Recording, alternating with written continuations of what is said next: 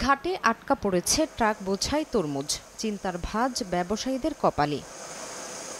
ভোলার ইলিশা ঘাটের মেঘনার বুকে বিশাল ডুবোচর জেগে ওঠায় এই রুটে ফেরি চলাচল ব্যাহত হচ্ছে। প্রায় ৫ কিলোমিটার ঘুরে চলতে হচ্ছে ইলিশা ও মজু চৌধুরী ঘাট রুটের ফেরিগুলোকে। এতে সময় লাগছে অনেক বেশি। এছাড়া ফেরির সংখ্যা কমে যাওয়ায় ঘাটের দুপারে পারাপারের অপেক্ষায় ২ শতাধিক ভারী যানবাহন। আর ঈদুল ফিতর সামনে রেখে যানজট আরও বাড়ার শঙ্কা তাদের। গাড়িগুলো জাম আছে অনেকের লেগে মনে যাইতে পারি না, তরমুজটি মনে হয় যে থাকলে নষ্ট হয়ে যাবে। এখন নষ্ট হইতে আছে, আরো থাকলে আরো নষ্ট হয়ে যাবে। এখন এখানে ঠিকমতো ফেরি চলাচল করতে পারে না, নদীতে পানি নেই।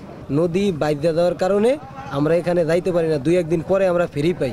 বিষয়টি ঊর্ধ্বতন কর্তৃপক্ষকে জানানো হচ্ছে বলে জানান বিআইডব্লিউটিসির কর্মকর্তা। আমরা আমাদের যথাযথ কর্তৃপক্ষের মাধ্যমে বিআইডব্লিউটিএকে জানিয়েছি, কিন্তু ড্রেজিং কার্যক্রম চলমান।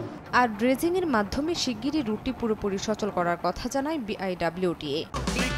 এই ঈদে দেশ জুড়ে কেনাকাটার ফুর্তি হবে শুধু বিকাশে, সাথে ডিসকাউন্ট কুপন, ইনস্ট্যান্ট ক্যাশব্যাক।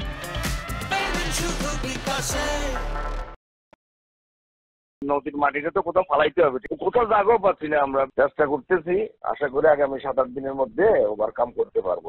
ভোলা লক্ষ্মীপুর রুটে ৫টি ফেরিতে প্রতিদিন ২০০-র বেশি যানবাহন পারাপার করত, কিন্তু নাব্য সংকটের কারণে ট্রিপ সংখ্যা অর্ধেকে নেমে এসেছে। সময় সংবাদ, ভোলা।